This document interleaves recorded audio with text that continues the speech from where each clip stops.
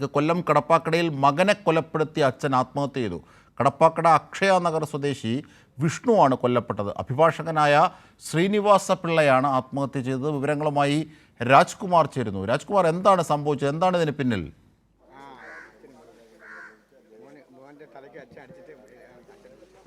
കഴിഞ്ഞ 2 ദിവസമായി മകൾ, തിരുവനന്തപുരത്തുള്ള മകൾ ഫോൺ വിളിച്ചിട്ട് ഫോണിലൊരു റെസ്പോൺസ് ഇല്ലായിരുന്നു. അതിനെ തുടർന്ന് മകളും ഭർത്താവും ഈ വീട്ടിൽ വന്ന് മതിൽ ചാടി അകത്ത് കടന്ന് പരിശോധിച്ചപ്പോഴാണ് ഇതിൽ ഒരു സ്മെല്ല്, ദുർഗന്ധം വമിക്കുന്നുണ്ടായിരുന്നു. ജനൽ കൂടി നോക്കിയപ്പോഴാണ് അച്ഛനും അതേപോലെ തന്നെ അച്ഛനെ ഇങ്ങനെ ഹാങ് ചെയ്ത് നിൽക്കുന്ന നിലയിൽ ഈ മകൾ കാണുന്നത്. പിന്നീട് നാട്ടുകാർ എല്ലാവരും, കൗൺസിൽ ഉൾപ്പെടെ അറിഞ്ഞു. നാട്ടുകാർ പോലീസിന് വിവരം അറിയിച്ചു. പോലീസ് അകത്ത് വന്ന് പരിശോധിച്ചു. കതക് പൊളിച്ച് അകത്ത് കയറിയപ്പോൾ അച്ഛൻ തൂങ്ങി നിൽക്കുന്ന നിലയിലും മകൻ രക്തം പാർന്ന് മരിച്ച നിലയിലുമാണ്. ഒരുപക്ഷെ ഈ മാനസിക രോഗിയാണ് ഈ മകൻ വിഷ്ണു. ഇപ്പോൾ അഡ്വക്കേറ്റ് ശ്രീനിവാസ പിള്ള, അദ്ദേഹം പ്രശസ്തനായ ക്രിമിനൽ ലോയർ കൂടിയാണ്. അദ്ദേഹത്തിൻ്റെ ഈ മകന് മാനസിക രോഗിയാണ് വിഷ്ണു.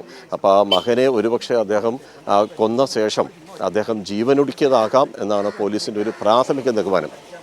മാത്രമല്ല, നമുക്ക് ഈ ബോർഡുകൾ കാണാം. ഈ ബോർഡുകളൊക്കെ Vishnu consultancy service, software service, management, project management, construction and interior design, advertisement, digital marketing, academic, real estate, matrimonial, counselling, legal, wealth management, financial service എന്ന് തുടങ്ങി നമ്മുടെ ഈ നാട്ടിൽ കിട്ടാവുന്ന മുഴുവനും സേവനങ്ങൾ ലഭ്യമാണെന്ന് പറയുന്ന VCS, വിഷ്ണു കൺസൾട്ടൻസി സർവീസസ് എന്ന് പറയുന്ന ഒരു സ്ഥാപനം ഇവിടെ റൺ ചെയ്യുന്നു എന്നൊരു ബോർഡാണ് സ്ഥാപിച്ചിട്ടുള്ളത്. പക്ഷേ നാളിതുവരെ ഇങ്ങനൊരു സ്ഥാപനം ഇവിടെ പ്രവർത്തിക്കുന്നില്ല. ഈ മകൻ്റെ ആവശ്യപ്രകാരം സ്നേഹമതിയായ അച്ഛൻ, മാനസിക രോഗിയാണ് മകൻ, ഞാൻ സൂചിപ്പിച്ചു, അവൻ്റെ ആവശ്യപ്രകാരം അച്ഛൻ ഈ ശ്രീനിവാസ പിള്ള സ്ഥാപിച്ചു നൽകിയതാണ് ഈ ബോർഡുകളൊക്കെ. അതിപ്പോൾ നമ്മളിപ്പോൾ കൗൺസിലറുണ്ട്. എന്തിനാണ് ഇവർ ഈ ബോർഡ് വെച്ചിരിക്കുന്നത്? ഞാൻ പറഞ്ഞ പോലെയാണോ? ആണാണ്. മകന് മാനസികമായിട്ട് അസ്വസ്ഥത ഉള്ളത് കൊണ്ട് അദ്ദേഹത്തിൻ്റെ ഒരു സന്തോഷത്തിന് വേണ്ടിയിട്ട് ഇതൊക്കെ ഇവിടെ നടത്തുന്നുവെന്ന് മറ്റുള്ളവരെ ധരിപ്പിക്കാൻ വേണ്ടിയിട്ട് ആ അച്ഛൻ തന്നെ ചെയ്തു കൊടുക്കുന്നത് ഇതല്ല. അപ്പോൾ നമ്മൾ കോർപ്പറേഷനിൽ നിന്ന് ടാക്സിന് BC-മാർ വരുമ്പോഴേ ഇത്രയും ഇൻസ്റ്റിറ്റ്യൂഷൻ ഇവിടെ നടന്നിട്ട് ടാക്സ് ഒന്നും കിട്ടുന്നില്ലെന്ന് പറഞ്ഞ് എന്നെ വിളിച്ചേ. അപ്പം ഞാൻ പറഞ്ഞു, മോളെ അച്ഛൻ ചെയ്യുന്നത് ആ മോൻ ഇത് കണക്ക് ഇച്ചിരി പ്രശ്നം ഉള്ളത് കൊണ്ട് അച്ഛൻ ചെയ്തു കൊടുക്കുന്നതാണ് എന്ന് പറഞ്ഞിട്ടാണ് കൊച്ചുങ്ങളെടുത്താൻ പറയും ഇറങ്ങിക്കൊള്ളാൻ പറയും. ഇവന് എത്ര ദിവസങ്ങളായിട്ടാണ് ഈ പ്രശ്നമുള്ളത്? ഈ അദ്ദേഹത്തിൻ്റെ ഒരു ജീവിതം എങ്ങനെയാണ്? ഞാൻ കൗൺസിലറാവാൻ അന്ന് ഇപ്പം 5 വർഷമാവാൻ പോകുന്നില്ലേ, അന്ന് മുതലേ നമ്മുടെ ബ്രാഞ്ച് സെക്രട്ടറി എല്ലാം പറയും ഇദ്ദേഹത്തിന് ഇതേ അസുഖം ഉള്ളതാണ്. നമ്മളടുത്ത് തന്നെ സംസാരിക്കാൻ വരും. ഒരു മണിക്കൂർ 1.5 മണിക്കൂറൊക്കെ വേണേലും ആളിരുന്നങ്ങ് സംസാരിക്കും. ഏതൊരു വിഷയത്തെക്കുറിച്ചും നല്ലവണ്ണം സംസാരിക്കും. യോഗ്യതയുണ്ടല്ലോ വിഷ്ണുവിന്. MTech ഉണ്ട്, PPGDB, MS, ഇദ്ദേഹം MBA ഹാർവാർഡ് യൂണിവേഴ്സിറ്റിയിൽ MBA ചെയ്തിട്ടുണ്ട്. അപ്പം ഇദ്ദേഹത്തിനാണ് കറക്റ്റ് എല്ലാം അറിയുന്നുണ്ട്. ഇവരെ കുടുംബത്തിൻ്റെ ഒരു പശ്ചാത്തലം, അദ്ദേഹം മാനസിക രോഗിയാണ്. ഈ വിഷ്ണു എന്ന് പറയുന്ന കക്ഷി മാനസികമാണ്.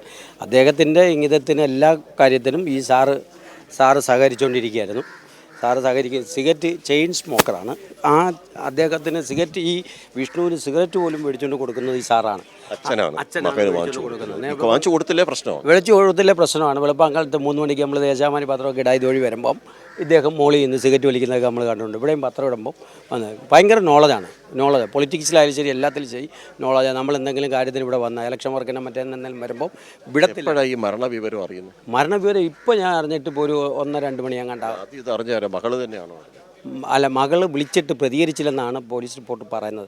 പ്രതികരിക്കാത്തതുകൊണ്ട് വേറെ ഇവിടെ അടുത്തുള്ള അദ്ദേഹത്തിൻ്റെ ഒരു ബന്ധുവിനെ വിളിച്ചു പറഞ്ഞു. അങ്ങനെ അവർ വന്നപ്പോൾ എല്ലാം തടച്ചിട്ടിരിക്കുന്നു. അവരാണ് പോലീസ് റിപ്പോർട്ട് ചെയ്തു. പിന്നെ പോലീസ് ഉദ്യോഗസ്ഥരാണ് മതിലാടി അകത്ത് കടന്ന് അവരിത് നോക്കിയതെന്നാണ് അറിയാൻ കഴിഞ്ഞത്. അപ്പോൾ അതേശമാണ് ഞാൻ വന്നത് ഇവിടെ. അജിംഷാദ്, തീർച്ചയായും അത് വളരെ വിചിത്രമാണെന്ന് തോന്നുന്ന പല വിധത്തിലുള്ള ഘടകങ്ങളുണ്ട്. എന്തായാലും ഈ മകൾ മതിൽ ചാടി എത്തിയപ്പോഴാണ് ഇത്തരത്തിൽ മൃതദേഹങ്ങൾ കണ്ടത് അല്ലേ? പിന്നീട് അവർ പോലീസിനെ അറിയിക്കുകയായിരുന്നു അല്ലേ? അതെ, അങ്ങനെ ഈ പോലീസും വന്ന് ഇതേപോലെ തന്നെ അവർക്ക് ഈ മതിൽ വഴി അകത്തേക്ക് കടന്ന് ACPയുടെ ചുമതലയുള്ള ഉദ്യോഗസ്ഥൻ അദ്ദേഹം തന്നെ അകത്തേക്ക് കടന്ന് ഇത് പരിശോധിച്ചപ്പോഴാണ് ഇതിൽ വലിയ വീടായത്.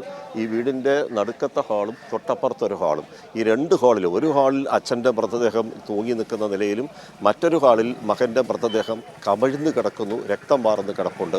എന്തായാലും ഈ 2 മൃതദേഹങ്ങൾക്കും 2 ദിവസത്തെ ഇത് പഴക്കമുണ്ടെന്നാണ് പോലീസ് പറയുന്നത്. ദുർഗന്ധം ദുരന്തം വമിച്ച നിലയിലുമാണെന്ന് പോലീസ് പറഞ്ഞു. അല്പസമയത്തിനകം മൃതദേഹം ഇവിടുന്ന് നീക്കം ചെയ്യാനുള്ള മറ്റ് നടപടികളൊക്കെ ആരംഭിക്കും.